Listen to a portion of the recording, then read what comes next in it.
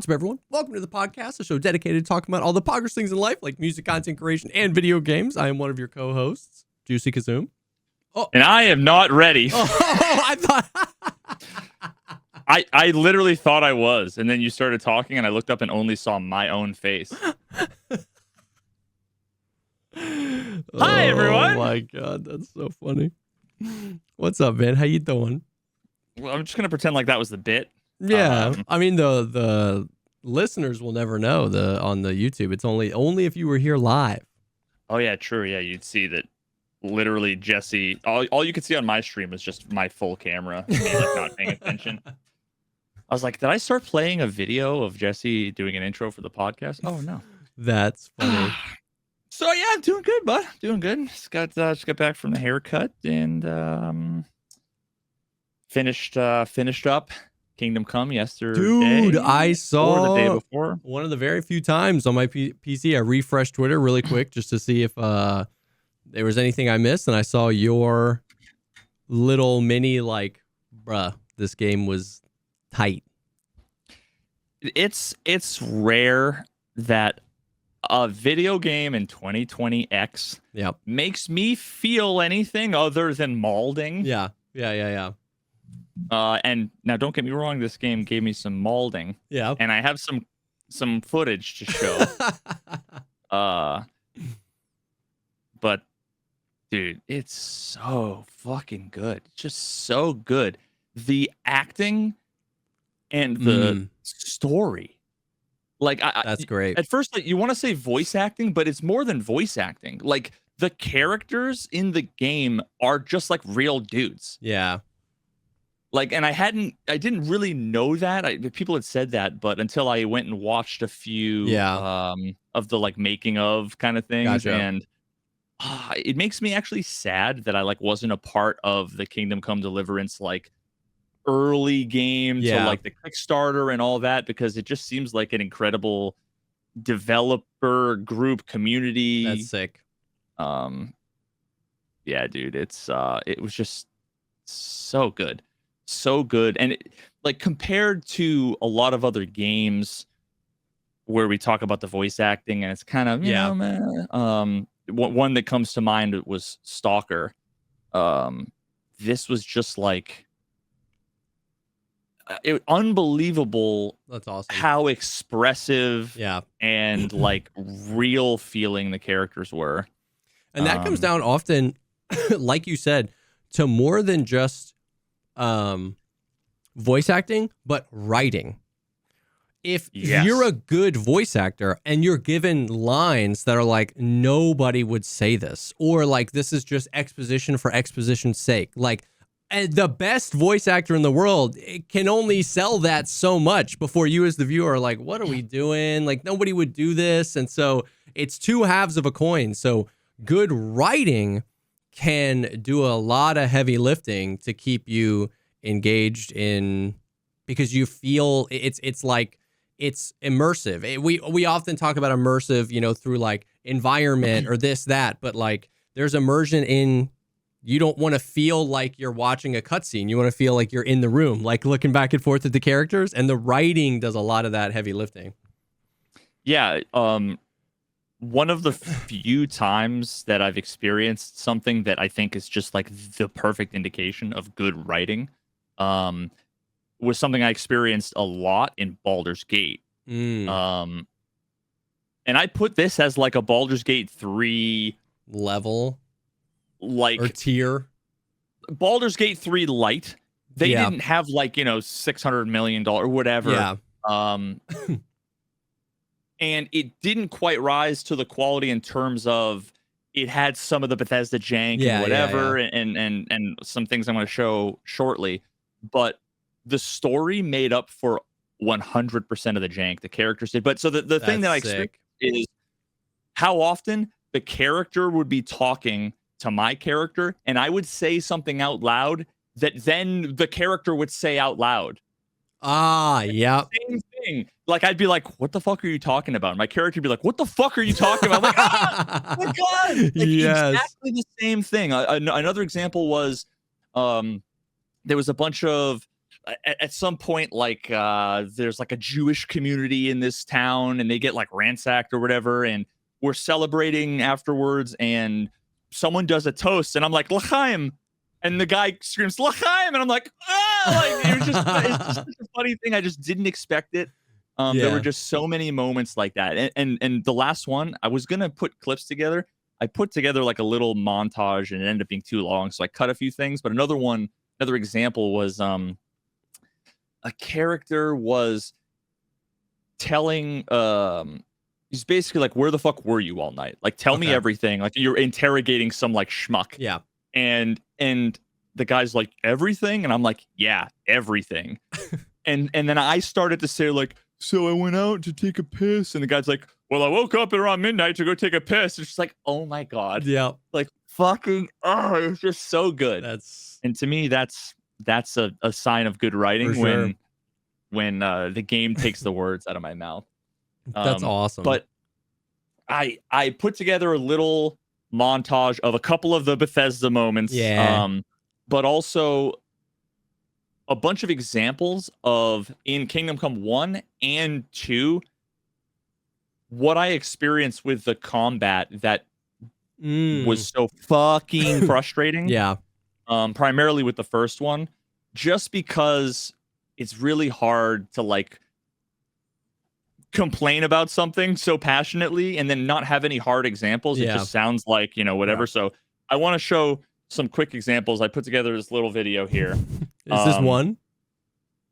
Yeah. This is what I got. I'm gonna like kind of scrub through here a little bit. Let me know. Can you hear?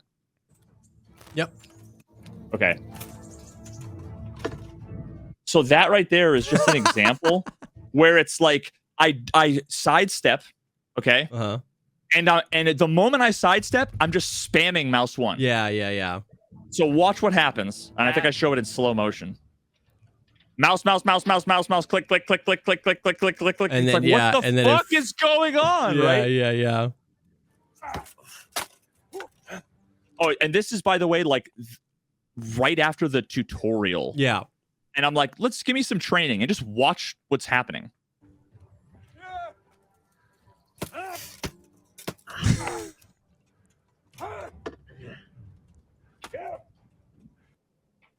Your face.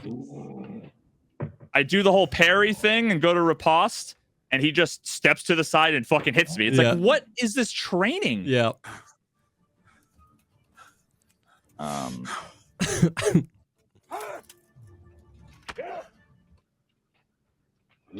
Same thing. I'm just spamming click. After I dodge, perfect timing, and I just whiff and get hit in the crotch.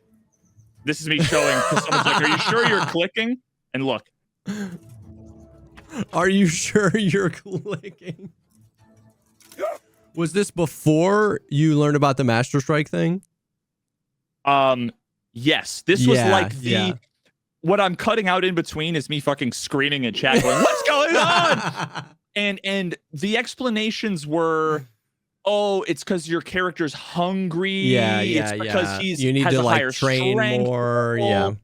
You got to get your character level up. And again, this is 3 minutes after the intro to tutorial. Now, keep in mind too that during the tutorial, they teach you a bunch of different things, but they never actually teach you the riposte, which is the whole block, parry sort of swing thing.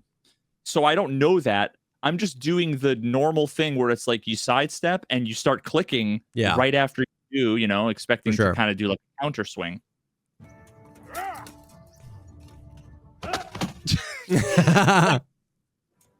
Sidestep, click, nothing happens. You see my elbow? Yeah. Now here's the thing. I'm going to show 2 examples. I'm spamming. Look, that's crazy. It's like, why am I not swinging? Now I zoom in, okay? So you see how there's that little star? Yes, in the middle, that shows the top, left, lower left. So that kind of indicates where your first of all, where your mouse generally is. Okay. Which is what dictates where your arms and your sword are going to be, right? So if you want to stab them low, gotcha. Or swipe low left, then obviously you move your mouse low left. Now watch what happens. I see he's about to swing from the low left, and you see there's the block symbol. So that right there is when you hit the block button right here, which is like far before you're blocking. Yeah. So you hit Q. Now see, I've switched over to the right direction, the correct direction. Now watch, I'm like holding it, I'm holding it, I'm holding it, I'm holding it, I'm holding it, I'm holding it. My timing's perfect, the direction's perfect, until 2 frames before the sword hits, and for some reason it switched to the lower right. And was like, you missed the block. Which you can see with that X. Yeah. Now, I think in the tutorial, it's basically like if you don't succeed, then it's not going to let you swing. It doesn't let you do anything. Okay. So that's why my elbow is just going like, it was just twitching and I wasn't swinging. But that's like something that happens so quickly. The game doesn't tell you. Yeah. It's a tutorial. You're learning. I was just sitting there wondering why when I click mouse 1 does my guy not swing? Yep. So that ended up being the issue there. So he's just better. Yeah.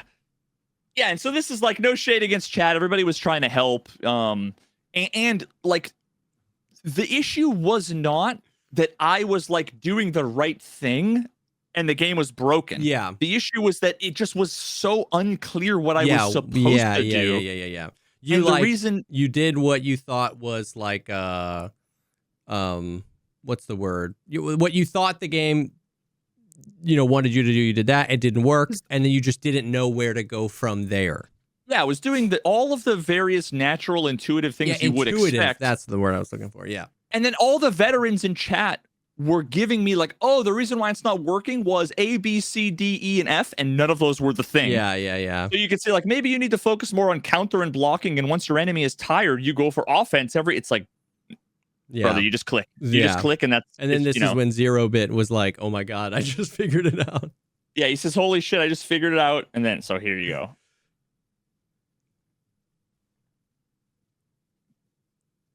Hit the attack button the moment the swords collide, and I'm like, "No way." This is the first attempt, and it's like, oh your god, face. Really? But now think about it, though. Think about how disconnected you are from your character. Yeah.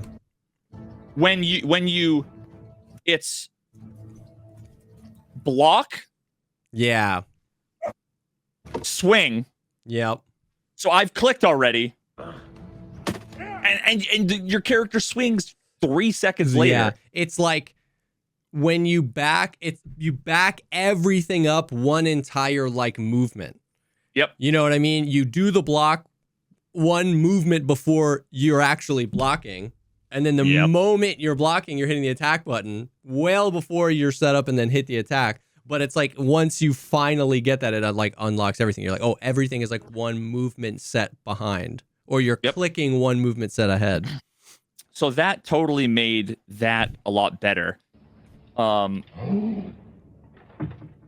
as you'll see, there's a ton of other issues. Yeah. So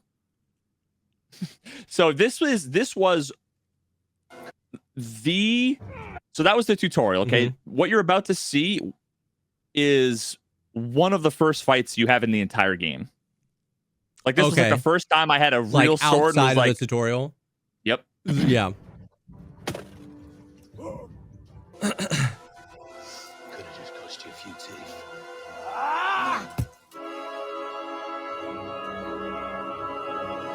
I'm like, all right, let's fucking do this. I know how to do the things I'm supposed to do. And I'm dead.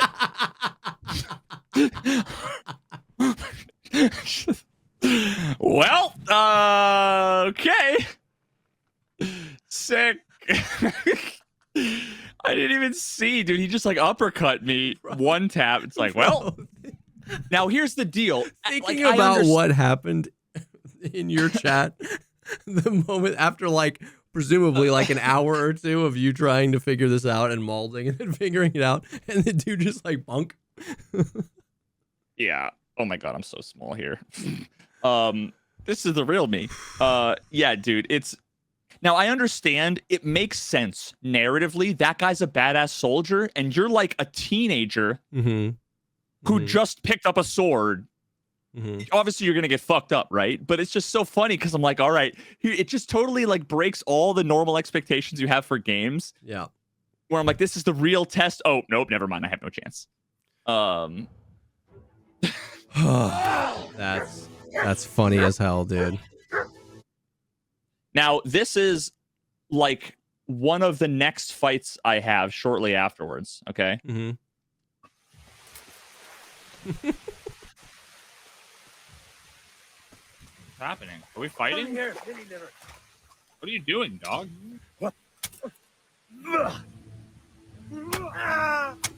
Bro, this sounds like the best game ever, dude. Dude, he literally walks around me in circles. He's trying to hug you, distance, bro. Dude. And then he did you see him throw down his fucking, he just throws it on the ground. He doesn't ever use it. He just throws it on the ground. That's some scav level shit. Dude, he was just like chest bumping you. Yeah. Oh my god. What are you doing? Okay, and then this was one of the first introductory like speech checks. I'm like, I'm gonna intimidate this guy. Yeah. Let's see how this happens. Let's see how this works. You realize I could kill you without a moment's thought anytime I want to, you coward. Fuck this guy. Really? And for reference, this is Kingdom Come 1. Yeah.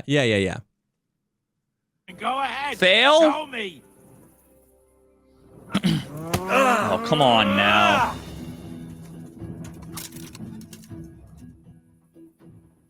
He just knees me in the face, and then it's over.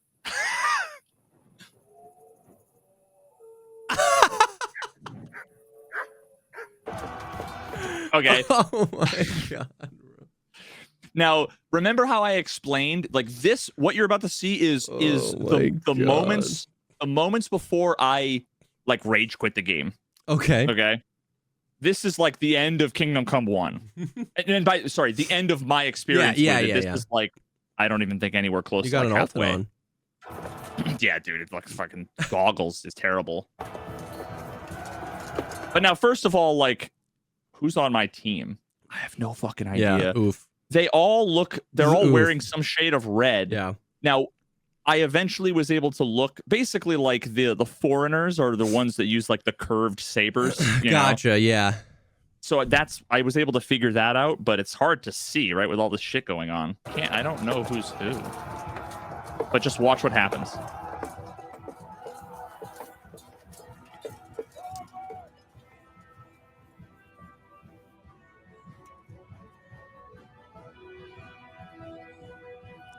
Move that wagon! Did you win? No, I was just like, I don't know, transition to the next thing. So then the next thing, you go over here and they start fighting in a big group and they're like, go take out the archers. Oh, this is the archery story. Now, keep in mind, what I'm showing you is basically like clips from 2 attempts. I tried like 6 times. Okay. If my character was capable of walking up a set of stairs.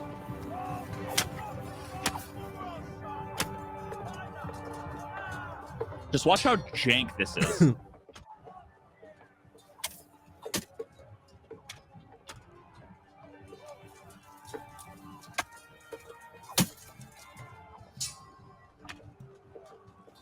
What's happening? Yeah. you see that foot just go fly up? That's a narrow ass staircase. That has like, yeah, I got hit with arrows. By the way, this whole time I'm getting hit with arrows. Stairs are the.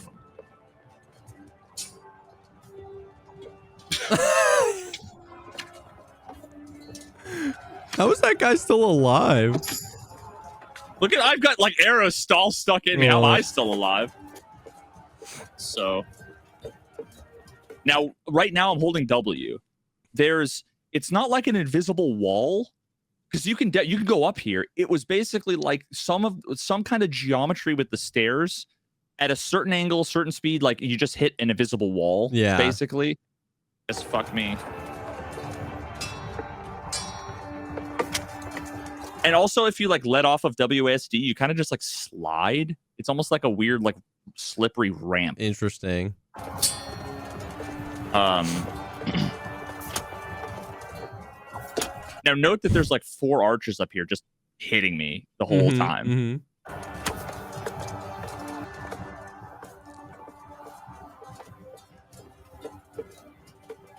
Did he just disappear? No. Oh, you cut. Okay. It was like another 45 seconds of that fucking hacking back and forth. So I cut that out. But they're like yelling at me like, kill the archers. What the fuck are you doing? And I'm like, oh, I'm with you here. Trying to walk up the stairs. I just can't move. So then I get out the fucking bow. Now, pay attention to the fiscal quarter the duration that it takes me to fucking shoot an arrow.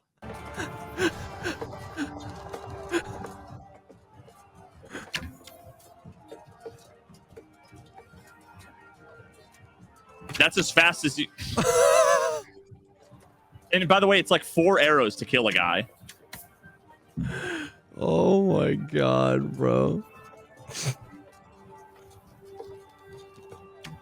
This is how I imagine it went down a couple hundred years ago. Just nothing. And the worst part was that at this point, neither of us were hitting the other person. I was like, I just wanted to have I wanted my character to have a heart attack. Like, but so is there the ability to have taken more people? Yeah, that's where people were like, oh, your problem is that you didn't get more reinforcements. When it's like, I got the group that was the reinforcements. Like, that wasn't the problem. Yeah. It's just half of them literally despawned halfway through the fight. All right, so then that all goes down. All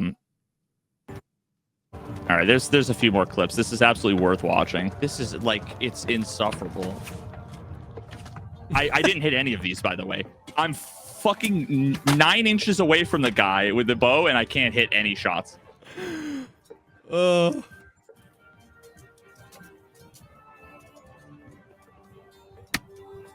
I get hit with an arrow, it knocks me down. I gotta run all the way around over and over again. Again, this was like a 10-6 or 7.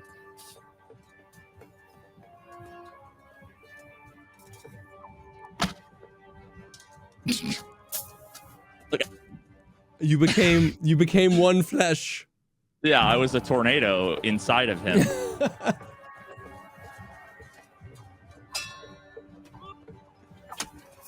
Now, you could use the scroll wheel to switch between targets. Okay. Because you can, like, if there's 5 enemies, they'll all come at you. They don't take turns. They'll just all come at you. Yeah.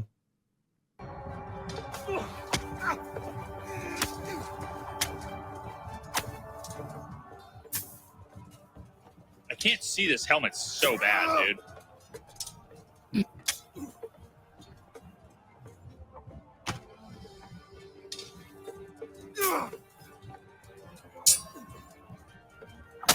Trying to scroll wheel to switch targets. I'm really trying my best, boys. I'm trying my best, boys. There's a guy right behind me. I don't know if there's a guy behind me or not, or if he fell off or what, but it's like, it's so crazy how I know what I want to do. I try to do it, and it just like...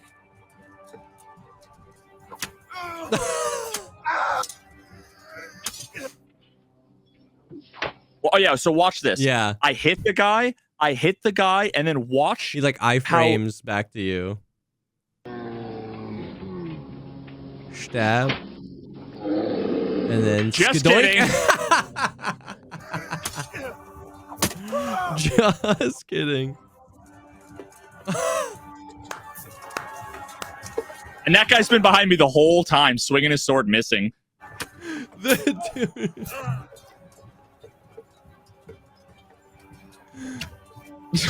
I hate everything about this game, dude. Okay, so I'll fast forward a little bit. Now I kill them all. It's like, hooray! Oh my god, you finally done it. Now just pay attention. Aye.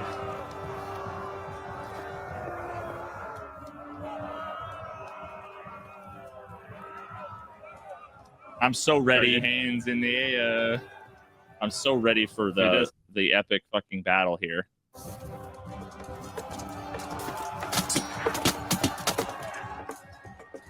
Too many of your men have died. Game over.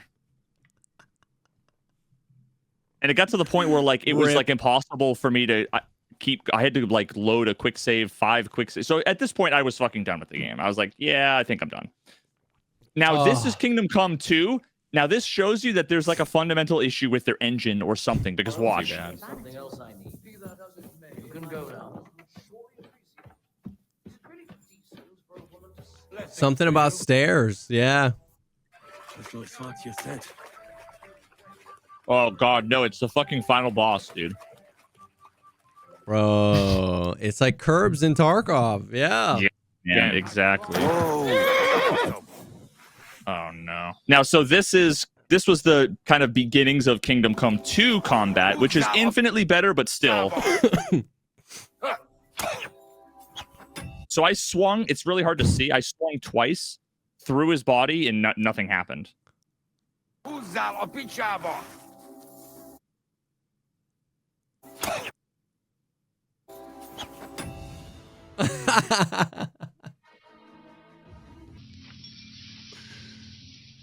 Now, I acknowledge I'm aiming high. Yeah. Now, actually, part of this is it has to do with, I don't remember what game it was I recently played. It might have been Stalker, actually, where it's like where your crosshair is not where the physical like melee is. Oh, okay. I don't know if that was Stalker. I forget what game it was. So there's a little bit of like Mordhau. Yeah. In some other games that like I fully acknowledge my crosshair isn't exactly where it needs to be, but like in every other sword game, yeah, when you're swinging a giant sword in front of a guy, you like hit him. Like it just nothing happens. And this kind of thing happened all the time as well. Oh god. Now again, I recognize I'm aiming high, right? You stepped up on the ledge and it was like, nah. But like I expect that to duck it and hit him, you know what I'm saying? And it just oh my god, dude. One tap, by the way. This absolutely needs to be a montage that goes on YouTube. Oh. So this is like a 1v4, and like oh yeah, so I'm spam clicking. Yeah. And I just like give him a high five with my sword. So this is me locking on to characters, like switching back and forth. And as you can see, like they move quickly in there and they surround you. The whole time I'm holding like S to like walk back. Yeah. To get distance, you know, because I want to isolate the one-on-ones, and just watch how slow your character moves. I'll beat you to it. Oh, take that fucker out, damn it. This is as fast as you fucking move. I'm all yours. And also, like, I'm so slow here. Now, it's interesting, though, the cool thing about it is that the archers won't shoot if there's, like, one of their buddies in between. So, like, you can actually... So he's like, I can't shoot through you, move! Like... Really? That's actually kind of sick. Yeah. Like, I can't back up any faster than I'm currently backing up. Follow me! Okay, and then right there, I hit a guy, and he, like, panicked. It was like, follow me, we're fucked! So then the auto lock-on unlocks on. So now I'm like unengaged he's like from the no combat. Longer a combatant or whatever. But he's standing in the way, and I'm just getting fucking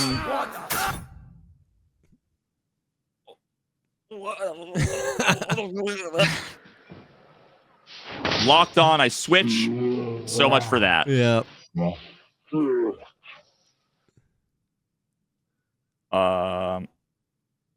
All right, and then the last like minute are some funny moments. Good man.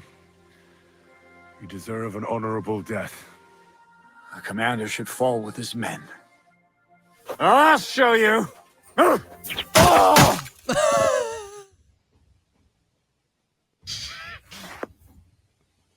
The complete reverse of the first fight I had. Sick!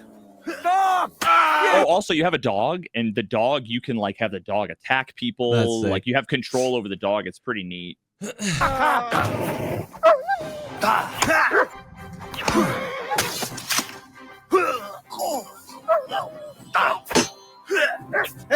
This was the first time I did a successful, like, I don't know if this is a master strike or just a successful riposte, but Okay.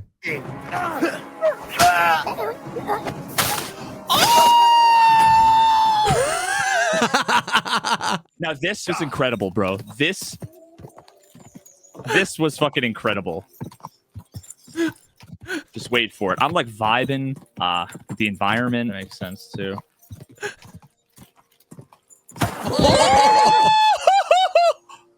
I just get fucking laid out.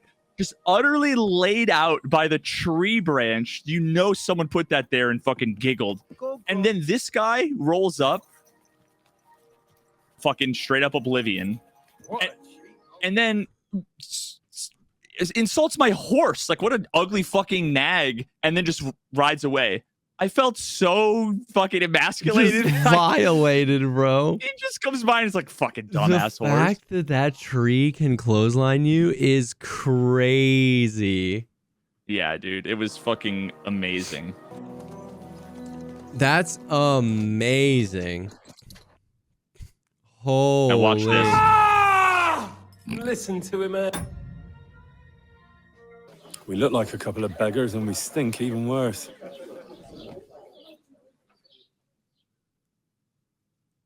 What the fuck was all that? Whoa, what the hell? Oh my god. It's just like sometimes you get like the real low, yeah, the real low quality fucking models. This is the LOD 0. Oh my. Anyway, so that's that. That just shows some of the fucking like crazy frustrations. I didn't want to show. There's so many amazing moments, but people should play the game. Yeah. I don't want to spoil any of them.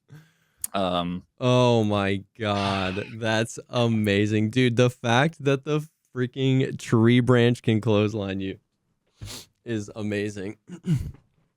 Indeed. Yeah, the Kingdom Come 1 combat seems like an uphill battle for sure. Yeah, even if you know all the mechanics and you time everything right, it's just jank. It's just jank. And like you said, there's such a different expectation coming from, like, you know, you were saying like you wish now, you're like, oh man, I wish I had been around for the Kickstarter in the first game. And like, if it was 2018 and you were like super hyped for the game, you can totally see how somebody would be like, yeah, it's jank, but like, it's so cool because you know that the project, you maybe backed the Kickstarter, you were like super excited. Because even in 1, you can see what they were trying to do. And when it worked, it was pretty cool and like visceral and kind of a pretty different type of game where you're not just spam clicking. Yeah. But picking it up in 2025 when the second one is out and there's like a new standard for like performance and optimization and, you know, being able to move around the map and AI, and people are saying the second one is so good, and you're like, well, let me see what the first one was about, and then you're confronted with that. It's and the Stalker 2 vibe was still like, basically everyone was talking about how amazing it is. Yeah. So I was like, this is going to be dog shit. Like, I have a feeling it's going to be dog shit. Mm-hmm. So I also came in with like I got a high bar, fucking prove me wrong. Like, please prove me wrong. And the first one, so I came in with like unreasonably high, you know, expectations and standards. And I just didn't have the patience to like keep loading quick saves and doing all the bullshit and whatever. But after finishing the second one, there's like an emptiness where I'm like, fuck, dude. Like, I almost wanted to go back and play the first one again and finish it because there's a ton of the story that I kind of missed and whatever. But now, that definitely makes my, I don't want to say not top 5. I don't know if it would be top 10. It might make it up there in top 10, my top 10 list of games. Damn. It's just such a good story, dude. At the end, you get the fucking hype, you get a little bit of tearage going. It's just such a great story, dude. Dude, that's sick. That's awesome. Well, hell yeah, man. I'm glad the second game was good. I'm glad people are vibing with it, and that it was like not the Stalker thing where you were like, wow, like this lived up to the like hype and the coming into it as a newer fan. You were like, it hangs. It's not like nostalgia bait. Like it hangs with 2025 games, and it's good and it's awesome. And it continues the story of a game that, you know, people know and love, that was beloved from 6-7 years ago or whatever. So that's pretty sick. Before we move on, I do want to take a second and thank the sponsor for tonight's episode, and that is Ridge wallets, man. I've seen these all over the place. Super excited to be able to work with them. They sent us the daily driver kit with the Ridge wallet and the key holder, which was sick. And they are awesome, man. Super slim. I was definitely one of those guys for a really long time that had like, it wasn't a big bulky wallet, but it was way more wallet than I need. I had like just slowly gotten down to like, I just have my ID, a few cards, and that's all I carry around, but I was carrying around a big wallet. And so I have been very appreciative of like the super minimalist kind of vibe. And the Ridge wallet is nice, dude. It holds up to 12 cards, super sleek, super slim. It's got the little stretchy thing on so you can put some cash in there if you need. It's nice. Dude, I definitely transitioned away in the last like 5 or 6 years away from having like a bulky wallet. To I ended up actually, one of my community members is like a leather guy, and he made me a little wallet, like minimalist. Yeah. But I'm in this weird place where it's like a lot of the minimalist stuff, you can only have like 3 or 4 cards. I had a minimalist wallet that I had to take like one of my cards out, and it was so tight. It was literally made for like 2. And I was like, okay, I want to go minimal, but not that minimal. Yeah. And then I ended up buying a thing to go on my phone that it like magnetizes on, and it's like a full on kind of leather wallet. And I couldn't fit the thing in my pocket. So that was kind of like a big waste of money. And then I got the Ridge. And so I got the burnt Damascus. Oh yeah, that looks so sick. Literal Damascus steel, dude. It's and when I first got it, it had like the one card in it that's just kind of like the little placeholder. Yep. And I looked at it and I'm like, oh, this isn't gonna do what I want. Because there's, you know, I saw the strap and I saw the thing, and I'm like, because I have my license, I have 2 credit cards, I have you know, like my health insurance card, a few other, my AAA card, a couple other things that like I feel like are necessary to take. I can't just have, you know, 3 or 4. Yep. And I was able to fit all of them. Like I couldn't believe that every time I put in another card, I'm like, oh, it just stretches. It doesn't feel like and it doesn't feel like I'm pushing it past the limit. It doesn't feel like you're slamming them in there. It says they're rated to hold up to 12 cards plus cash in there. And exactly what's so nice about it is if you have 2 cards in there, it feels super snug, tight. If you have 6 cards in there, 8 cards in there, 10 cards in there, it feels super snug, tight. It doesn't feel like you're stretching it, and it doesn't feel like everything is loose if you have one. Like it literally stretches perfectly. It's got the little thumb thing so you can push up your cards, fan out, figure out exactly which one you want. It's nice. It's got RFID blocking technology in it. They have over 50 plus styles and colors. I went with the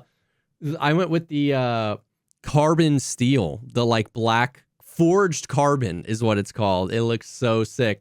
They've got tons of different ones. And then the key ring is actually really nice too. I love the idea of that. It's basically applying tension. So all your keys stay inside the thing and with just enough tension on them so they're not falling around and jingling about, which is super cool as well. And then Ridge is, they've got even more stuff. They've got a whole line of like travel stuff where you can get like suitcases and all sorts of stuff from them. So it is, cases, suitcases, rings, built with the same sleek, rugged design, and everything has a lifetime warranty. The wallet has a lifetime warranty. Literally the last wallet you will ever have to buy. So it's really nice. And right now, Ridge is having their once-a-year anniversary sale. Get up to 40% off at ridge.com/pogcast. Just head to ridge.com/pogcast to see their biggest sale of the year. After you purchase, they'll ask you where you heard about them. Please support our show and let them know that we sent you. Ridge.com/pogcast. Thank you so much to Ridge for sponsoring this episode. Hell yeah. Hell yeah. But that's cool, man. That's sick that KCD ended up being a worthwhile experience, and even not just worthwhile, but like elevated into potential like top 10, top 20 games of all time in terms of story, which is sick. Yeah, unlike Civilization 7, which just came out. Yeah, that just came out a few weeks ago, right? Yeah, and it's like $70, and it was basically Civilization 5 with a bunch of mechanics changed a bit. A terrible UI. Everything is really small. Really? I'm never sure what's clickable, what I'm supposed to click and drag. Like I played it for a couple hours, got a little bit through the first campaign, and kind of just like Alt F4'd and moved on to something else. I've never played a Civilization game. Civ 5 is the way to go. Civ 5 is good. Is that, I mean, pardon me if this is like an atrocity, but is that in the vein of like Age of Empires, that type of deal, or is it different? I never played Age of Empires, but I mean, it looks... You've never played Age of Empires? No, it looks similar-ish. Interesting. But I mean, yeah, like you start off with the settler, you found a city. There's this whole like kind of hexagonal, like grid-based thing. And yeah, actually going through all the mechanics and everything would take forever, and it's people are saying like more turn-based Age of Empires. So Civ, it's not real time. Oh, is Age of Empires RTS? Yeah. Okay. Yeah, it's a turn-based. Every civilization, you basically like move all your units. You can also like queue up like a move here, and that'll take 5 turns, or you can like say move here, move here. Figure out what technologies you're gonna research and what policies you want your government to enact. Fight, if you're in a war or whatever. I find that the AI tends to be so fucking warmongery. Like Confucius fucking declared war on me, and this is the first game. I feel like they need to hard code it so that like the first game needs to have like a particular experience. Yeah, like not like there can still be plenty of RNG and dynamicism and all that stuff, but like when I'm just trying to learn the 50 base mechanics, I've learned 4 of them, and then I have my neighbor declare war on me. Yeah. Well, now it's like I rather than do anything else, I'm just making military units and doing turn-based fight, die, fight, die. I ended up winning the war, and I'm like mentally exhausted. Yeah, and it gets to the point where like there's so much to do with all the combat that you get like fatigued after every turn. Yeah. Once the war was over, I'm like, I just kind of started auto clicking through like, oh, whatever every turn, whatever like my advisors recommend. No longer am I like making informed decisions. I'm like, just do the automatic thing, whatever the thing is that you recommend, just like whatever, because I have to fight, Interesting. But Civ 5 was the juice. Civ 5 is still my favorite. Yeah, it's very, very good. I like the mechanics. I've really, really liked Civ 5. That's sick. Yeah. That's dope. Yeah, I mean, I've been just playing all the stuff normal. I'm still like wanting more. Like I've been having a blast playing Delta Force. I got to play with like Stone Mountain, which is awesome because he's like an OG content creator, Battlefield, literally everything. He's been playing forever. So we've been gaming a little bit, and Delta Force has been a lot of fun. I was talking with Valiant about it earlier, where it's like a game is always fun, like in proportion to like how much you play it. You know what I mean? Where it's like there are clear issues with Delta Force and with like the kind of like release cadence that's been coming out, but that doesn't bother me because I only play like once or twice a week. You know what I mean? But whereas if you mained that game, but there was like a bunch of stuff like solo mode with people wanted that kind of got delayed. The console release of Delta Force got pushed back as well. There's certain things. Releasing on console. Yeah, so it's gonna be a console cross-platform extraction shooter, which literally uncharted waters. But it's exciting in the sense that like I don't think console has ever gotten a good extraction shooter. Like they've all been PC games. Yeah. But then obviously what you get with that is the like struggles of how do you make like an extraction shooter's UI controllerable? Like looting, you know what I mean? Or managing your backpack space. Like I have no idea how that's going to work. And then of course you get all the aim assist. Of course you get the questions with like the aim assist and how that's going to work. And so it's exciting in the sense that like it could be like really positive for the game in terms of like getting people in and like concurrent players. And as a content creator, there's going to be a whole lot of people looking for YouTube guides. Like, you know what I mean? Like there's a lot of stuff where in the back of my head, I'm like, oh man, like that could be really cool to reach an audience that big. And you can absolutely tell it was designed from the ground up with in mind that they will do console one day.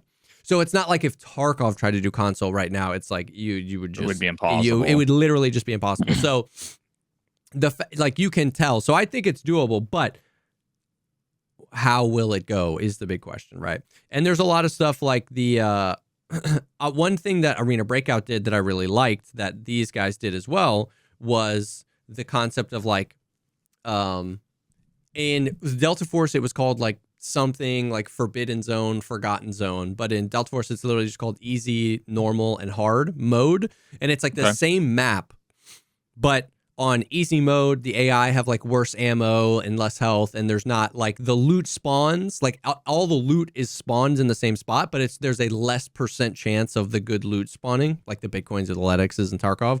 And then normal mode, the AI have better ammo and the loot spawns better, and you have to bring in a certain like dollar value worth of gear to get into normal mode. And then hard is you have to bring in really juiced gear and you get really good loot. I've always thought that was interesting and was like interested to see how that would play out because it just kind of, in theory, if it works, it's like the people that, because like gaming today, just in the industry, there's more than ever, there's this like fight between the sweats / no lifes and the casual gamer. Like, it's not just a Tarkov thing. It's a Call of Duty thing. It's an Apex Legends thing. It's like every game has nobody wants to just get pub stomped. You know what I mean? And so in theory, that works really well because you're incentivizing the sweats to play the mode where they get what they want, which is PvP that guaranteed the other person has a certain amount of gear because there's like an actual, like, in order to get in, and they want the juicy loot. So they're going to go there. And then in the easy mode is people who are like learning the game or playing more casually, and they can still progress. They can still get their quests done. They can still PvP, and they can still loot. You can still get juice loot. So I've always thought conceptually that's interesting for an extraction shooter. And I'm interested to see how that goes. The problem is it doesn't seem like they have enough of a player base. So they closed hard mode. There is no hard mode. So it's just easy and normal. And the gear, like the loot drop percentages, are not high enough where basically what's happening is everybody's just playing easy mode. Yeah, so like effectively like smurfing. So everyone is like, when I play easy mode, I'm just going up against people with gold armor, gold ammo. I exclusively play normal mode because I think that that's just kind of cringe, and I want the better loot, even if it's just placebo. I really want the higher chance for the red loot or whatever. So I only exclusively play. But a plague in the community is that like the whole system is falling apart. It's not working, and so what the community wants, has wanted, and the same thing happened in China, and this is actually in the Chinese version of the game, is a gear cap on easy mode where you can't bring in like gold armor or gold ammo into easy mode. It's like there's a minimum for the harder modes, but then there's a cap for the easy mode. I think I think that's good. I think they should do that, and I think you get that by also just better incentivizing the higher tier modes as well. But so like there's a lot of stuff like that where stuff that the community has wanted or that's in the Chinese version that's not in our version. And so like a lot of the people that main Delta Force or played a lot of like the cracks are kind of starting to show. And, you know, we were supposed to get console in Q1 and then that got pushed. And then we were supposed to get solo mode sometime in season 3, but then they were like, we're still working on it. So it's kind of that classic. It stinks because I want the game to do well because I have so much fun playing it. But at the same time, it's like, because it's not my main game, it doesn't like affect me. You know what I mean? I play it once or twice a week with homies. I have a great time. I have a blast. It's still fun. It still scratches that itch. And then, you know, I'm still playing Tarkov and Arma and PUBG and all the other games. So, but that is it's been a little bit of a bummer because I think the bones of Delta Force are like incredibly good. Like I think it has potential to be like the Giga ultimate, like kind of DMZ, what DMZ was supposed to be. What it wanted to be. The Giga ultimate, like, and we were talking about this the other day where like casual doesn't always mean easy. Like defining what like a more casual game means. You know what I mean? Like it's more casual in the sense that like there's no forced progress wipes, there's a map and it tells you where your quest is, you know what I mean? Like encyclopedias worth of information aren't obfuscated from the players where you're just forced to have to look at a wiki. And in that way, you know what I mean, there's skins on the guns and stuff like that. When you go down you get rezzed. It's more casual, undeniably. But I would say that the combat in that game is as hard to be good at as Tarkov's is, because every kind of concession you get, you add another layer of difficulty, which is like, you know, in Tarkov, if you see a 3-man and you wait to open that fight with a snipe and you kill that guy, in Tarkov, it's now a 1v2. Yeah. But in this game, the other two throw smokes, and if you're more than 100 meters away, they get the res off before you close the distance. It's a 1v3 again. And so it completely shifts, if you're like a Tarkov player or come from whatever other game, how you like construct a fight. And I find myself being pretty poor at that and like learning a lot from Stone or Onyx or Ham or Fixate when I'm playing with these guys, because they played like battle royales or games where there's a lot of rezzing. And so it is definitely a more casual game, but it's also like a very skillful game at the same time, which I think is a good intersection if they can figure out how to like bring it to console well, if they can figure out these issues and actually incentivize people to kind of be where they want it to be. I think it could be a really popular game. But there have been a lot of games that could have been really popular games, right, if they had just made all the right decisions. So obviously we'll see. But do you think they're gonna have like Giga aim assist and like? I hope not. Like I hope it's that the aim assist conversation. I have no skin in the game because I don't play any games really currently that are cross-platform that have aim assist, right? Like I guess when I play PUBG or whatever. But does PUBG have console? Yeah, PUBG's on console. Oh, I think, right, chat? I mean, maybe I haven't really followed. I don't know. I don't even own a console now. So, they don't mix. Okay, so it's console, but it's not cross-platform playing. Interesting. Gotcha. Yeah. I haven't owned a Xbox 360 is the last console I even considered looking at buying. That's so funny. So that is the question. I've asked chat this a few times because I'm like so out of the loop. I'm like, have there been any games that have done it well? Because this is an ignorant statement. So if you're out there listening, if you're commenting or whatever, understand like I am seeking information. I'm not asserting anything. This is ignorance. But like it seems conceptually not that hard to dial in. You know what I mean? Like, because I can say aim assist should absolutely exist in some form. Like It's just if we want to be able to play with our friends, which I feel like 10, 15 years ago we wanted. The aim assist conversation is so funny because for like decades we wanted cross-platform and all the platforms were like, no. PC was like, no. Xbox was like, no. Sony was like, no. And then we broke that barrier and then it's like, oh shit, I don't like this anymore. So it seems conceptually like I can be like, yeah, okay, there should be some level of aim assist because it's like physically impossible to just like move these sticks the way I can move a mouse. But I've also seen clips from like Halo Infinite or like Call of Duty or whatever, and the clips could have been fake, right? Who the hell knows? I don't know. But like the dude has his hands behind his back and somebody runs in front of him and he can like pull the guy to like a full 90-degree turn because the aim assist is that sticky. I think it was a Halo clip. What I saw was someone like retweeting the clip, just basically straight up saying like, bro, you're not a god. That's all aim assist because like the guy's like jumping and he's got the BR. Yeah. Like aim bot level. Like it looked, if there was PC, I would have said 99.9% cheating. Yeah. So it's like, as someone who has no skin in the game, because I'm not actually talking about any one particular game, it feels like I can come to the table and say, obviously, there should be some level of compensation, because I would love, theoretically, in a perfect world, I would love to be able to game with everybody and it be a fair and equal playing field. That doesn't mean our skill is the same, right? But like all other things considered. But I can also look at those clips and be like, who in their right mind thinks that's fair when the game is working for you? So I know it's not just a couple of dials back at, Bungie HQ or whatever, 343 that does Halo, but it is hard for me to imagine, like, how do you not just dial it in so that it provides an assistance, but doesn't do all the work for you?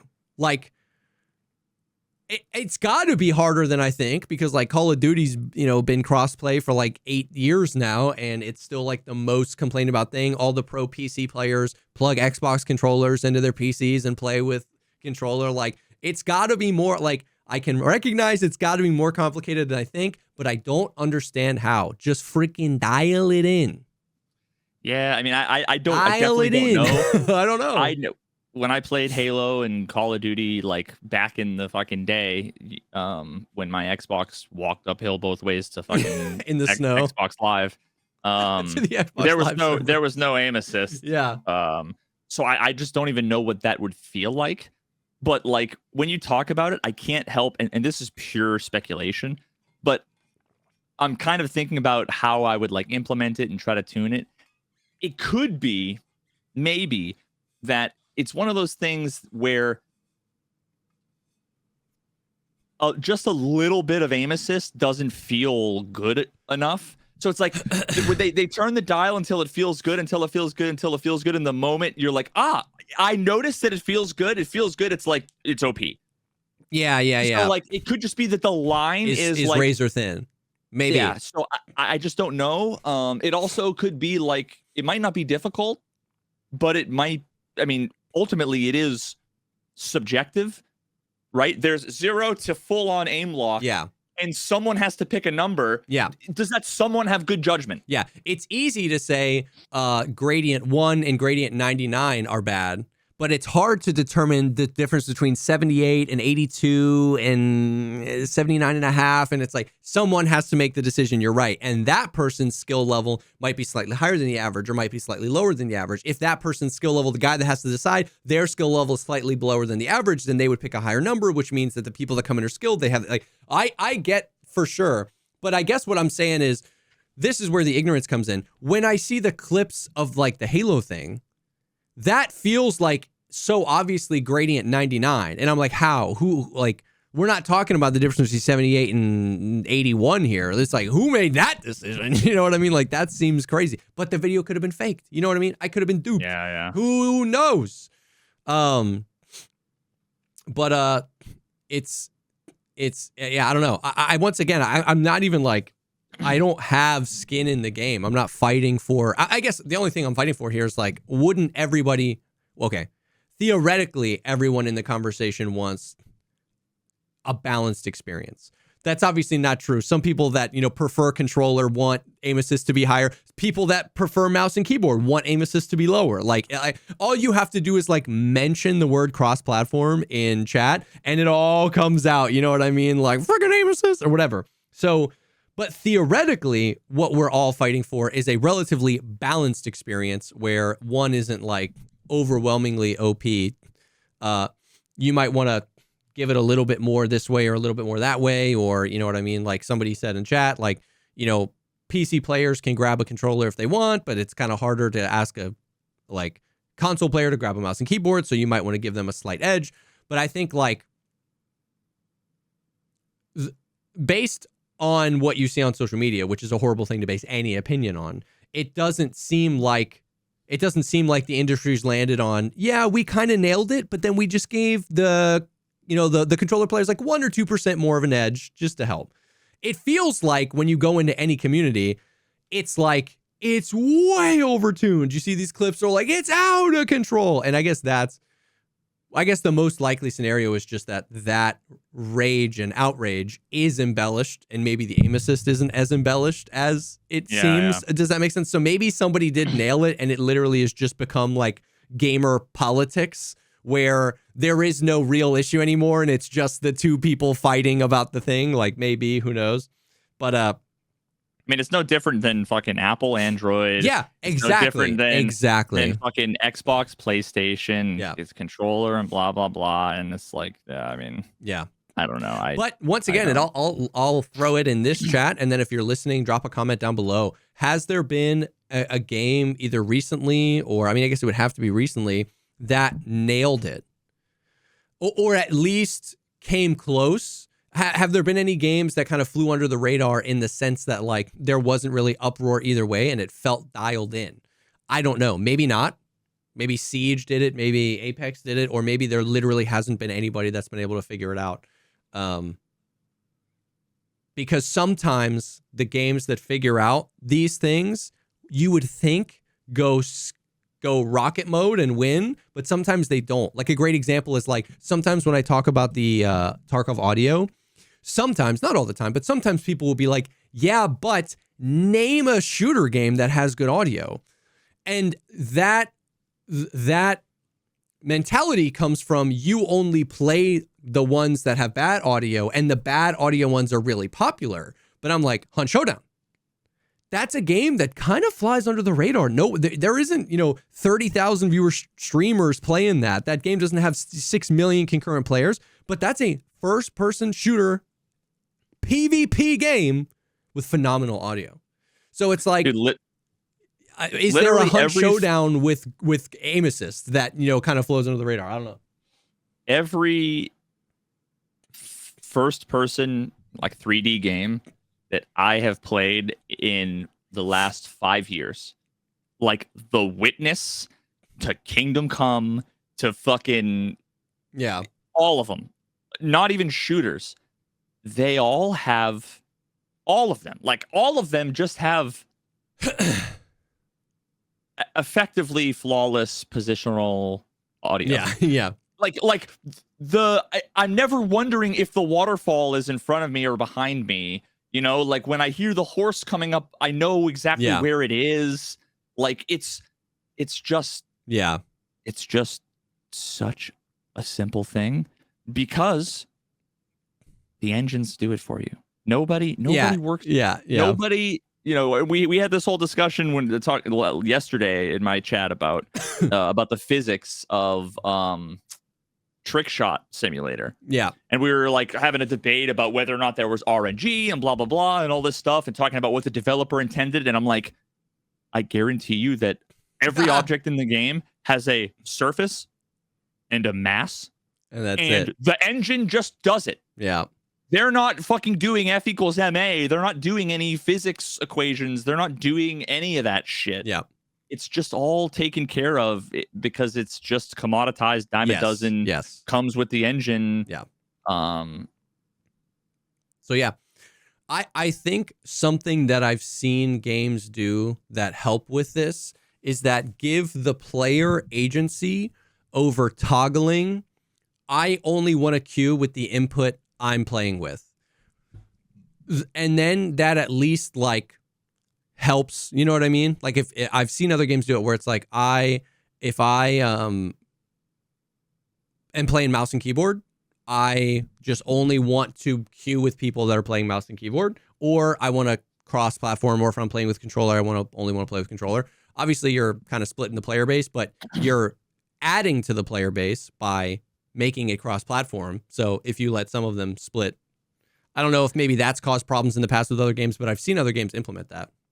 See, like that's one of those things that, like, in principle, I think is totally reasonable. Like, more freedom is better. In practice, it's one of those things like you would spend years and years and years engineering cross-platform technologies to make everything run smoothly on all these different platforms. Yeah. And then 95% of the players would say, I want to play against only my whatever. And it's like, you almost feel like, why did I give people the choice? Like, maybe. Now, again, this is just like the way that I would think about it. Is it would be my luck, right? That I spend all of this time making it cross-platform and then give people the option to do cross-platform. Nobody chooses cross-platform, and it was a massive fucking waste. Yeah. So it's like, if I did it, you don't get the choice. You all fucking use it. You know? I think most people, I don't think that ends up happening, because a lot of times you get like faster queues. Obviously, the more people you queue with, so a lot of people end up queuing that way. Or if you're playing with somebody, if you're playing with your friends and your friend is playing with a controller, well, now you have to, if you guys are going to be in a group, now you have to go into that pool. So maybe, that definitely could be a thing. But yeah, you will win Delta Force. Yeah, Jesse, you're gonna play confused. controller. Yeah, I'm very confused. Like this is. I think he's trolling, dude. I think he's. I mean, probably, but this is one of those things where it's like we talked about. We talk about aim assist. So, of course, we have people in the chat saying, like, aim assist is great, aim assist is not great, controller is harder, mouse and keyboard is harder, which is totally fine.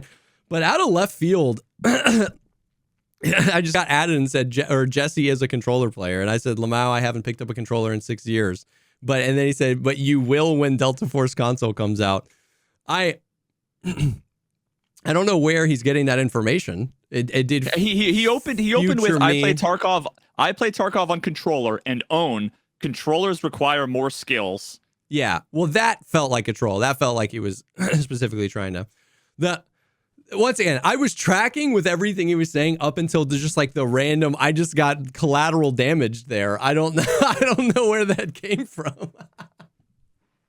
I don't know where that came from. That's funny. Jesse, you're a controller. It is funny to learn about yourself in Twitch chat, to just, when somebody tells you what you're going to do, then I don't have to decide. That's kind of nice. You have to use your thumbs on controllers. That's what I've been doing wrong this whole time. Bro, I've been like, I was using my elbows. Wait, that's why he thinks I did, because I love thumbs. I'm totally going to play controller when Delta Force comes out. Isn't there a saying that you're all thumbs? Yeah. That's not a compliment. Like a green thumb? That's different. I actually, you know what? I don't play with a controller. I'll one-up you.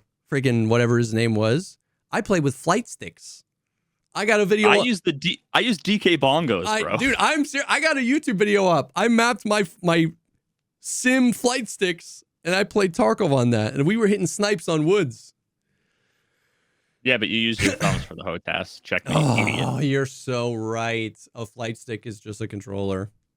Dude, I could not go back to playing a FPS game with a controller. It feels like, remember those devil sticks? Yes. It feels like I'm controlling a human being with devil sticks only. It's just so fucking awkward. I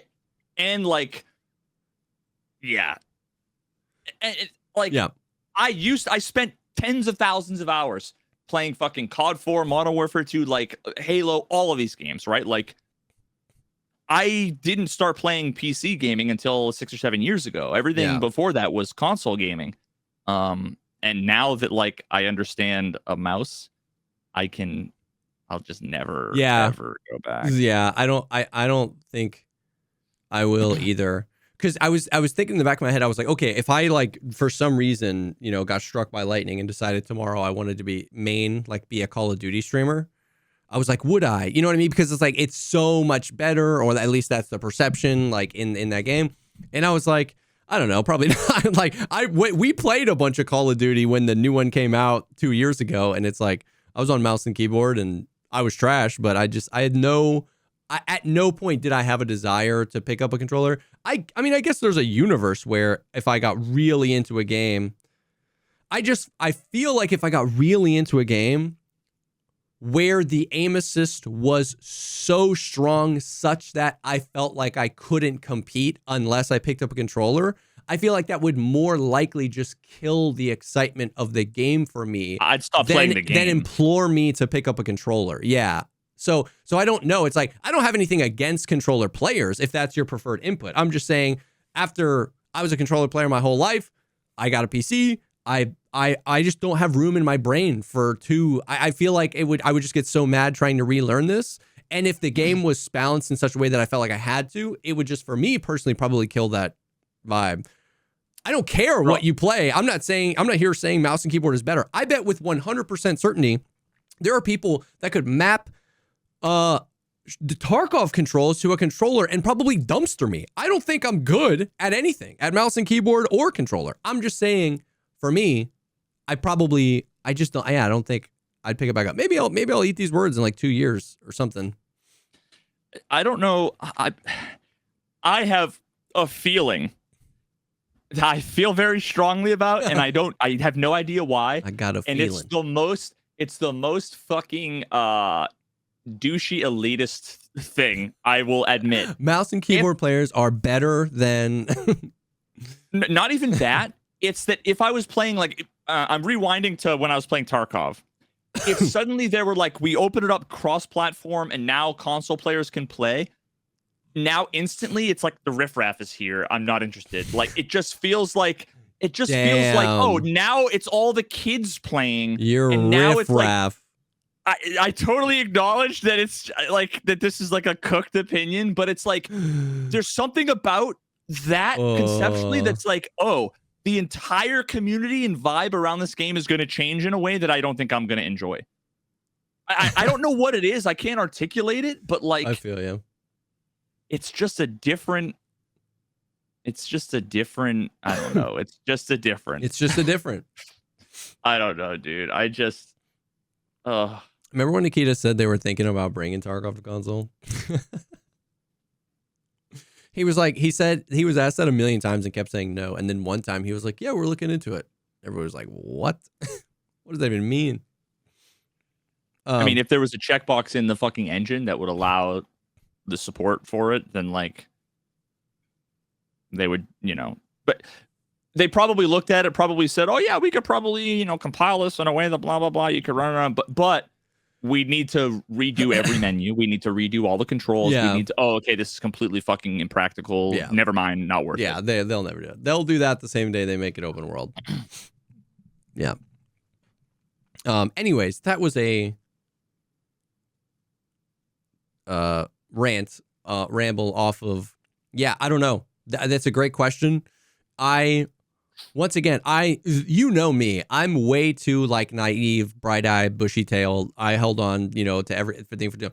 Conceptually, I'm like, I love Delta Force. Delta Force is good. I would love Delta Force to blow up and be a big game. The more people that have access to it, the better. I hope console comes soon. It could ruin the whole thing. It could be cross-platform. There could be controversy over the aim assist. It could be terrible. It could literally drive me away from the game. It could basically just become like a carbon copy of COD, where like people play it and they love it, but it just completely drives like that very well could happen. But where I sit right now, I just can't not see, with my head up in the clouds, being like, dude, console release is gonna be sick, man. So many people are gonna be playing. Like, but it could be horrendous. I don't know.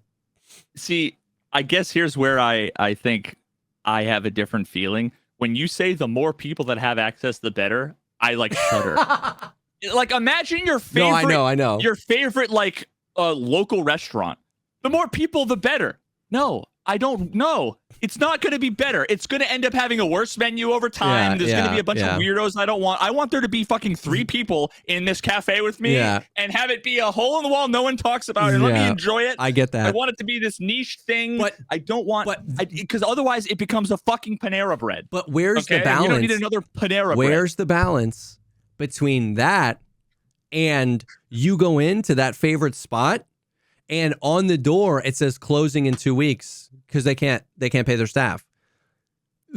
That's exactly. No, it's absolutely terrible. No, I know, but that's what I'm saying. If I have to choose between one or the other, I'll find a new fucking cafe to go to, my man. Because I don't want to go to Panera Bread. I'll Uber Eats it, okay, but I'm not gonna go there. Yeah. No, but I just want a better Panera Bread. I want a Panera Bread that. Also, we both love Panera, by the way. No shame, no hate on Panera. Yeah, that's the least bad. Yeah, I love Panera. Anyways, when I play Delta Force, the biggest thing I'm confronted with is it takes us 6 minutes to queue. So it's like, I want more people playing because I don't want another Tarkov. I don't want another 6 to 8 minutes to queue. When the beta was hitting, it was popping. Insta queues.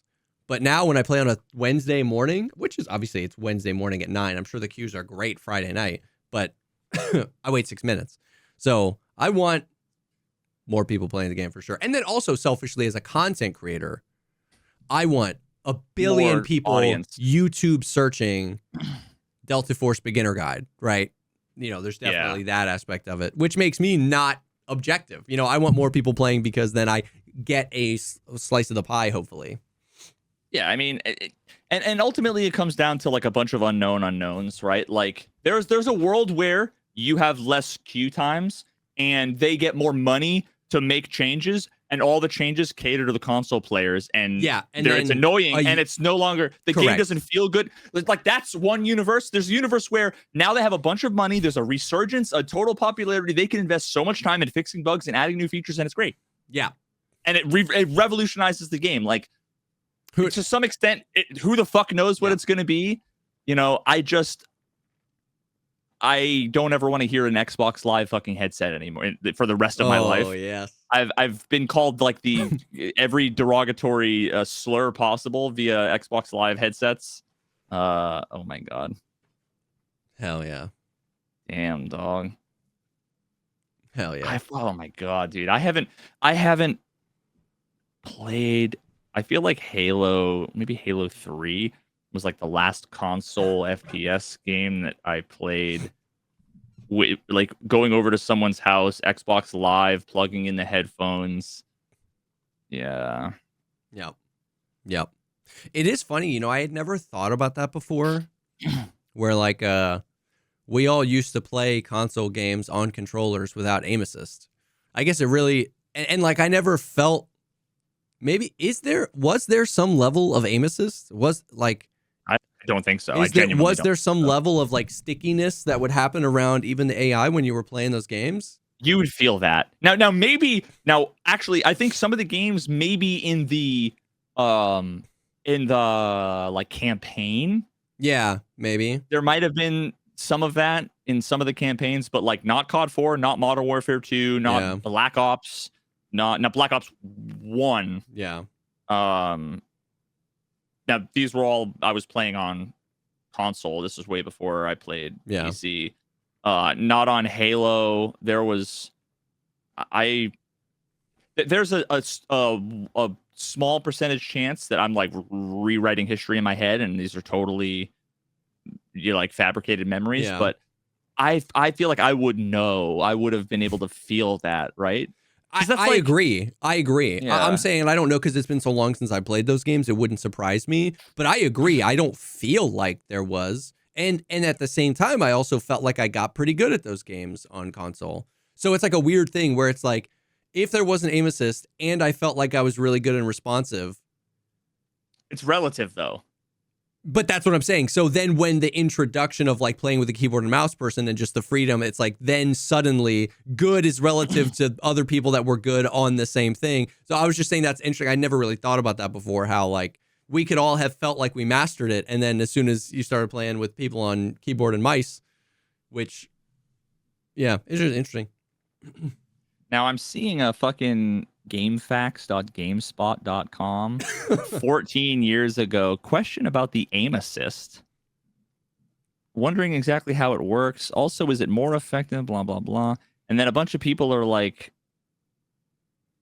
it's stickiness when you're on a target. Blah. I don't think there was, man. I just don't think there was. I mean, maybe they're talking about the campaign. Halo had bullet magnetism. That very well could have been the case. That could have been the case. But I would feel like that's like saying like your first few cars didn't have power steering. Like I'd remember like fighting with, like maybe because that's your connection with the road, right?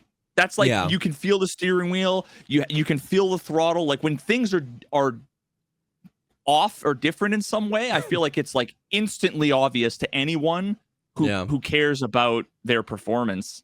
But again, I might just be misremembering everything. Yeah, I don't know. I mean, yeah, me too. I have no idea. Maybe they made like hitboxes bigger or something so that it was like technically easier to connect a shot, but you never felt like, I don't know. It felt like there have to be something, but I don't remember feeling anything. But I don't remember what I had for dinner yesterday, so who knows? But that is the biggest question, the biggest thing. I mean, I don't think that the only way Delta Force succeeds is if they do console and it launches well. I just think that they were the ones that said it was going to happen. They said it was going to happen in Q1. A lot of people are excited about it. If you're a console player and you've been seeing the trends towards extraction shooters, if I'm correct here, none of them have come to PC.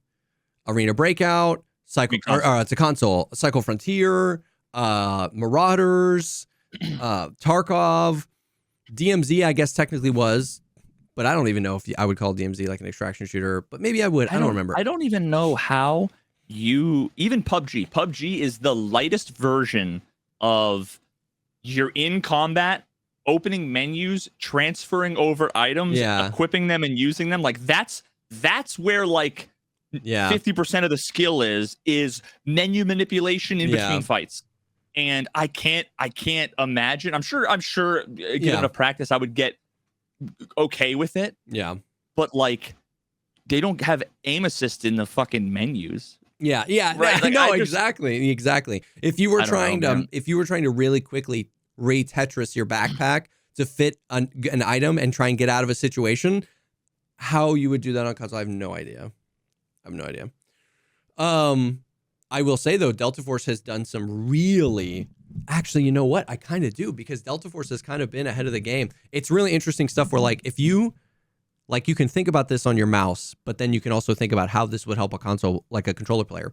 If you like say a gun is horizontal, right? Like the gun is horizontal and you drag it to your backpack and it can fit horizontally, but you don't let go yet and you keep moving your mouse to the left, it doesn't bring it out of your backpack. It auto rotates it. It's like, oh, do you want it to be vertically on Delta Force? Yeah. Do you want it to be vertical on the left side of your backpack? And you're like, yeah. And then you just let go. So is there like an invisible rectangle on the left border and the right border and the bottom border? Like if you drag it to the bottom, does it horizontal on the bottom? Yes. And then it does that contextually if there's loot in your backpack. So it's not just those bars are at the edges of the backpack. So it's like, it's actually really interesting. And then another thing it'll do, if you have 2 cells left in your backpack, but like you have a 1 cell up here in the top left and a 1 cell in the bottom right, and you have a 2-slot item, if you just drag it to your backpack icon, it reorganizes everything in your backpack to make it fit. Boom. If it can. Sometimes it can't, because like the armor is too big or whatever. But if it can, it'll just reorganize it. That's literally basic, like high school, college 101 level bin packing algorithm. For sure. No, like, but I'm saying I've never seen it before. And now that I think about it, I'm like, oh, that would make a controller player's life like infinitely easier trying to manipulate loot. You know what I mean? Because it's just like, just keep chucking it on the backpack icon and it'll reorganize it. Yeah, you would literally end up like D-pad, right, over to the thing. And you go A, yeah. and it would go blip, blip, Yeah. And it would just bin pack it for you. Like that's how you'd have to do it. But yeah, like I was saying, I don't think that the only way Delta Force is successful is if they do that. It's just the cat's out of the bag because they marketed it really big. You know what I mean? So it'll be interesting. I think that my hope that Delta Force will just be a slow burn, and as they continue to evolve it and change it and add good features, and it'll just continue to grow and do its thing. Just because I love the game, but it could die tomorrow. I have no idea, and I am not, contrary to popular belief, it being paid by them. They could die tomorrow. I have no idea. I just love the game. So, but yeah, I've been playing that. I've been playing Tarkov. We were doing, today we did another, our second day of 1 to 15 shotguns only. Oh yeah. And, it's so funny because we were thinking about it. I was like, dude, I befriended somebody. We befriended somebody. Then Valiant died. And then that dude killed a dude. And he was super chill. And he was like, bro, take this guy's loot. So then I had like a Gazelle and like a nice helmet, but like a Saiga shotgun. Then me and Vel went interchange and we heard Killa. And we were like, let's push him. And we killed Killa. So blasting his ankles. His ankles, yeah. So I got the Killa armor. I gave him my Gazelle. I had like a Bastion helmet. He had an exfil. And we were like loading into a woods raid, and I was like, dude, every single person we kill is reporting us. Like Saiga shotgun, Killa armor, level 8, the 22 hours on the account because it's a separate account I only use for stuff like this. I was like, what? What's your name? What's your character name? 12 gauge. Oh, you don't 12 gauge Timmy, and he's 12 gauge Tommy. Okay, that's not. No. It's not as edgy as most cheaters. No. But 100%. I should put the Killa helmet on. Then it's like that's the Insta. But yeah, we just been playing Tarkov. They've got another patch tomorrow. Did you see Nikita? I saw just randomly in my home feed Nikita responded to like a random person's like response. Mm-mm.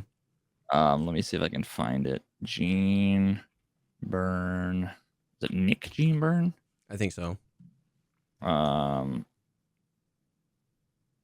Where is it? Yeah, okay, so all right, so Torquay okay, yep. wrote, Tarkov is such in a rough shape right now. Sucks seeing my baby like this. And Nikita responded, seems like you missed shit ton of fixes that we did lately and continue to do so.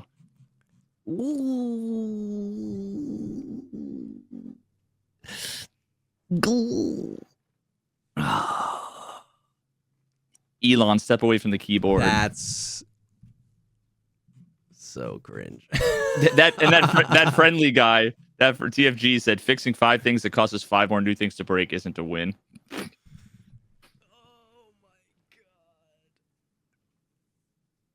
god. True. It's not even that. Like, I mean, it is that. It's, oh man, I don't want to talk about it. I don't want to talk about it. That's crazy. That oh my god. And then of course I love, man, Twitter is so healthy. It's so, how about you fix the cheaters and got a competent anti-cheat? Yeah. Imagine typing that in 2025. Fix the cheaters, get a better anti-cheat. Oh my god. Bro, that's crazy that he responded to that, especially since, like, you know how, you'll remember this because it happened 14 times while you were playing the game. You know how, like, there's just always some problem with, like, the arm hitbox? It, like, takes too much damage, and then it doesn't do any damage to the thorax, and then they fix it, and then either there's a double damage thorax bug or something, and then it breaks again. Well, it was broken again, and, like, there was a clip of, like, Is it the fucking Panted Sight Chicken Wing. Hyper Rat was shooting a guy. He had a blacked arm and a full thorax, and he was shooting them with an AXMC, so 338 Lapua, into the blacked arm. And it was doing like 1 or 2 damage to the rest of his body. No pass through to the thorax, even though he was shooting him direct on through the arm into this, which we know Brown is supposed to. If you shoot one leg side to side, it'll hit the other leg. Like, it's supposed to pass through. And it took like 14 rounds about to kill the guy. And so then in the next patch, it was like addressed and they fixed it. And it was like everybody ran to like offline to do tests, and it was like working as expected. I don't know the ballistics, but so everyone was like, cool. The very next patch, which fixed, remember I was telling you about the double damage neck bug? Mm-hmm. The patch that fixed that reintroduced the arm bug. And my favorite thing from Twitter from this past week was Axel tweeted his version of the video in Factory Offline, showing that it is again, in fact, broken. One of the BSG community devs responded, which, to give him credit, said this will be addressed in the next patch. Dude, the comment to that was, and the next patch, and the next patch, and the patch after that, and the next patch, and the patch after, and I was like, yeah. What I need somebody to, this is what we need ChatGPT for, by the way. I need somebody to feed ChatGPT the text file of every patch note to every patch on official forums and in tweets and everything. And then we need to like Control F and see how many times specific bugs have been fixed. Like, how many times has like scav aim? And I guarantee you they've fixed a certain, the patch notes probably account for 10% of the things that they think they've fixed. Bro, it blows my mind. It blows my mind. It blows my mind. It blows my mind. I would be, there were a couple times where once I would reintroduce some previous bug. Mm-hmm. That happened to me like twice in my entire career, and it was like far more reasonable, and it was like a one-time thing. I can't imagine. It just has to be every department at that company is working on a different version of the game. Well, okay, wait a minute. In software, if there's 30 engineers, they're working on 30 versions of the game. Okay, well, it all just gets independently merged together. That must not be happening. Well, see, it actually, there's a skill set around source control. Yeah. Around everyone's working off of the development branch. Yeah. Everyone, you got to pull, you got to make sure that when you're going to make a new branch, you update it with all the changes that have happened. Then you branch, they're using SVN. Oh my God. You might even be right. Oh, that would kind of almost, no, I fuck. No. You, oh God. Oh, that's like, how do I even come up with a metaphor for, like, you know how in ancient Egypt they used to like stick shit up your fucking like nose to like mess around, like embalm your brain and whatever. Yourself. Yeah, that's SVN is to like modern brain surgery. It's like it's not that bad, but it's just, oh God. It's just, and that might explain. But yeah, basically, like, honestly, that's the best explanation for the issues that we see. Because so here's something that happens. Let's say you have A, B, C, D. That's your development branch, okay? Mm-hmm. Someone branches, the 3 people are working on a feature and 2 bugs. Okay. So A, B, C, D, E, A, B, C, D, E, A, B, C, D, E. Guy number 1 makes his changes. It's A, B, C, C, D. The other guy makes it B, B, C, D, E. The next guy, it's A, B, C, D, D. Mm-hmm. First guy merges it in. So now A, B, C, D, E becomes basically what he had. Yeah. Because it's just his changes on top. Now, number 2 tries to merge it in, and it goes, whoa, wait a minute. Well, okay. I need to take a step back. One of those guys, it was A, B, C, D, D, and the other guy was A, B, C, E, E. So they both changed. They made changes in the same file. Now, there's multiple ways of reconciling conflicts when you go to merge it back in. And there's ways to basically say, take my changes, ignore the other changes, or take their changes, ignore my changes, and you do that line by line. Damn. Or there's a take both changes, except move his line up one, my line down one, and then it should just work fine.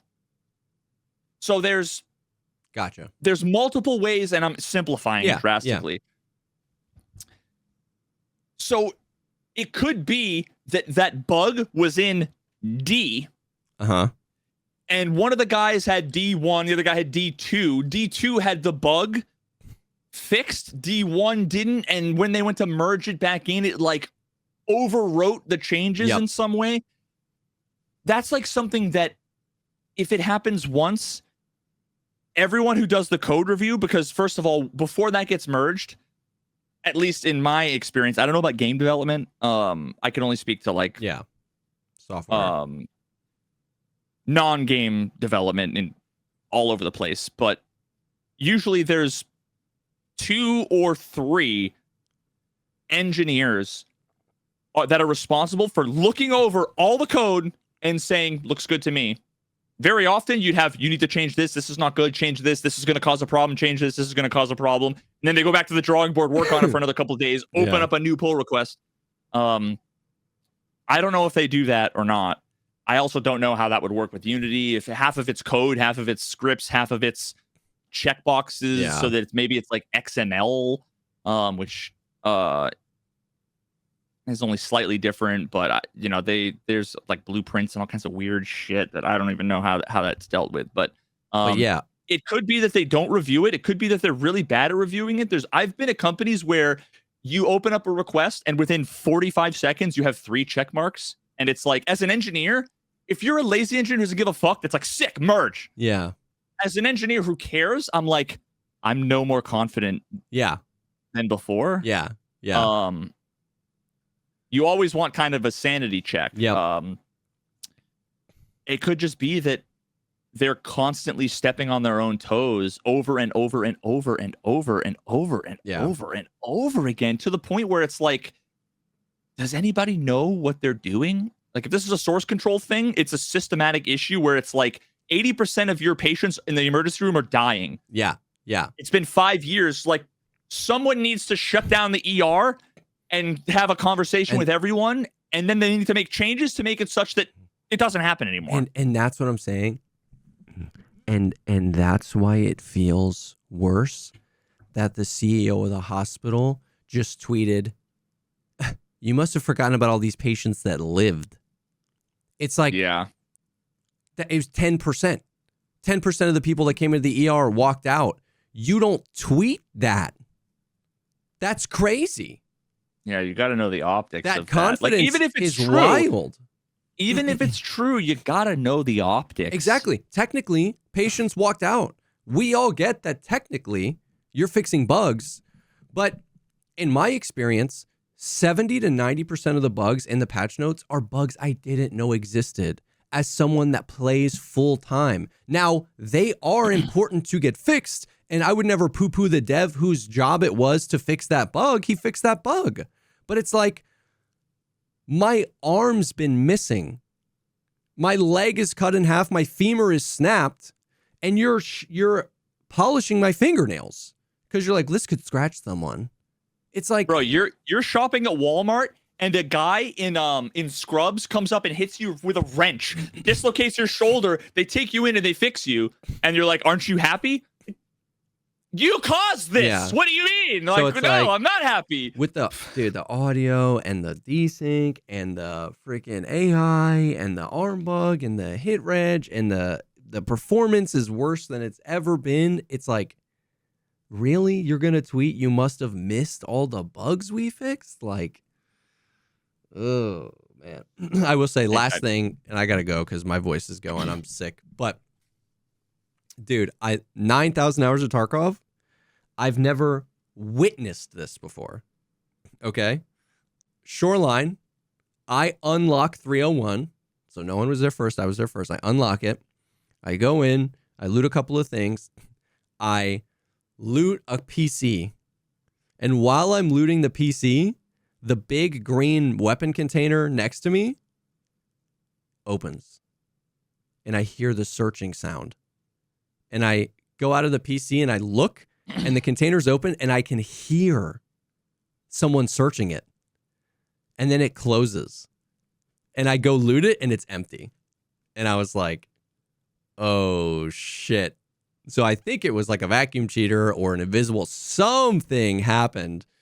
I bet there was a Red Rebel in there. It was crazy. Fucking, that was single player Tarkov. They're literally like, throw them in the same servers. Just like, yeah. And if you're SPT, invisible equals 1. Yeah. If you're like, obviously I'm kidding, but like, and then there's been crazier things. And then I just decided to leave because I was like, I don't want to turn any more of these keys and use them. I imagine it's all the good loot's gone. And then on my way out, I died to some sussy boy. So I was like, well, unfortunate. You died to a guy named like Hoover or 123 Dyson. Yeah. Anyways, space is a ...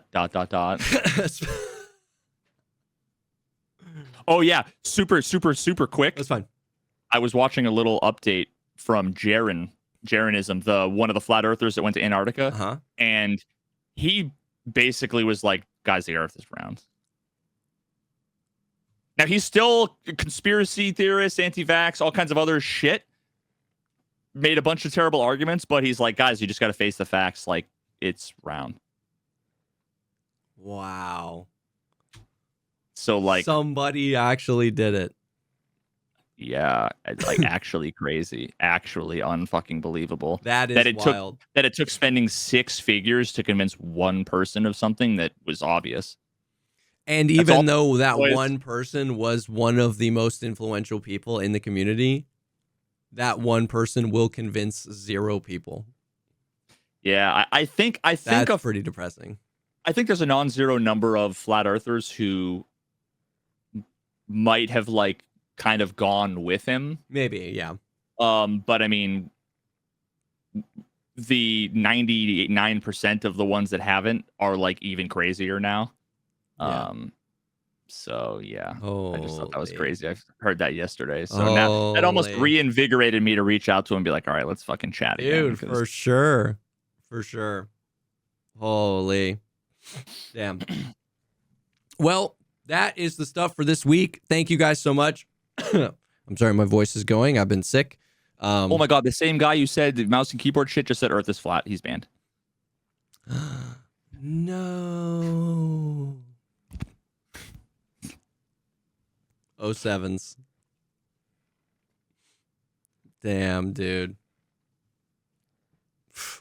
It's like kind of expected.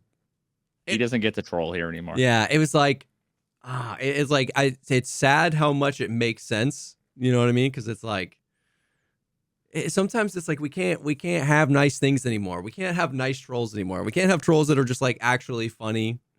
It always ends in something like that. Damn, dude. Damn. Well, anyways, thank you guys for hanging. Thanks for being here. Thank you for consuming the content. If you want even more Patreon-related content, you can go to, or podcast-related content, you can go to patreon.com/thepogcastpod. Get early ad-free access to these episodes and up to an additional episode a week. Thank you again for Ridge for sponsoring this episode. We will definitely see y'all on the next one. Peace.